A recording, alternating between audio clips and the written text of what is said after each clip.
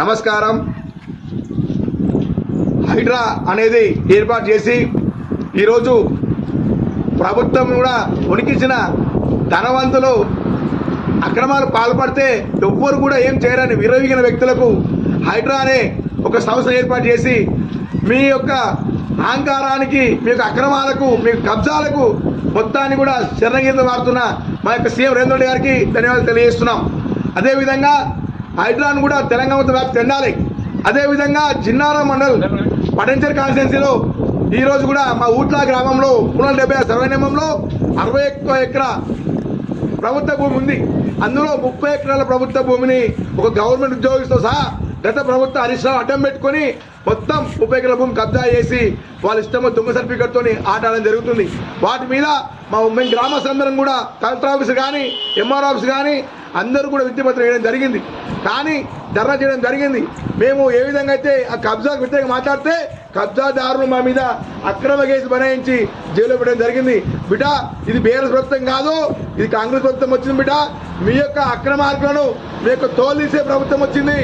మీకు కాంగ్రెస్ ప్రభుత్వం వచ్చిన సర్టిఫికెట్లను బీఆర్ఎస్ ప్రభుత్వం నాయకులు ఆపేయడం. కానీ ఇప్పుడు కాంగ్రెస్ ప్రభుత్వంలో చట్టబద్ధ కల్పిస్తారు అని హామీయడం జరిగింది. వెంటనే ఈ 30 ఎకరాలు కబ్జా చేసిన వ్యక్తులను శిక్షించాలి.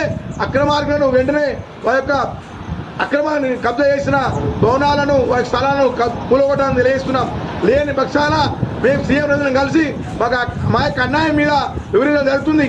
ఈ అక్రమార్కులు గత ప్రభుత్వాన్ని అడ్డం పెట్టుకుని అధికారం పడ్డని ప్రజలు చాలా చిత్రించి పెట్టారు. కాబట్టి ప్రజా ప్రభుత్వంలో ఈ యొక్క రైతుల న్యాయం చేసి మన ప్రభుత్వ చూసి దాటుకోవాలని తెలియజేస్తున్నాం.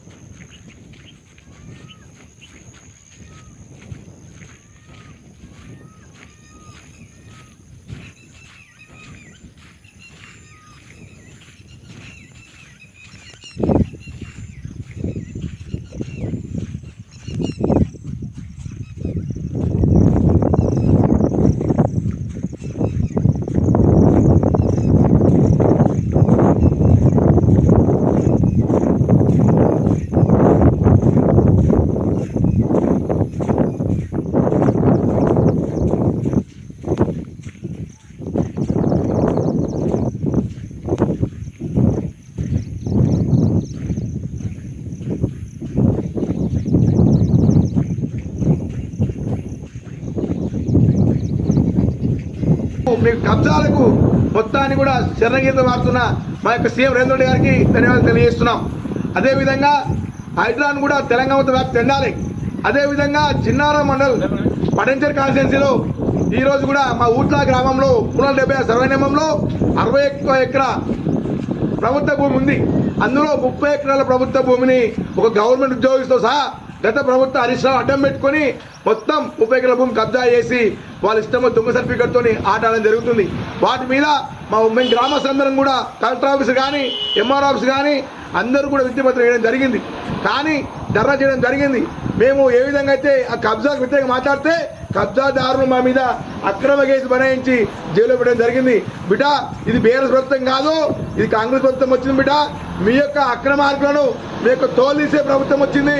మీకు కాంగ్రెస్ ప్రభుత్వం వచ్చిన సర్టిఫికెట్లను బీఆర్ఎస్ ప్రభుత్వం నాయకులు ఆపేయడం. కానీ ఇప్పుడు కాంగ్రెస్ ప్రభుత్వంలో చట్టబద్ధ కల్పిస్తారు అని హామీయడం జరిగింది.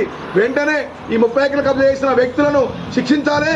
అక్రమార్కులను వెంటనే వారి యొక్క అక్రమాన్ని కబ్జా చేసిన భవనాలను, వారి స్థలాలను కూలగొట్టాలని తెలియజేస్తున్నాం.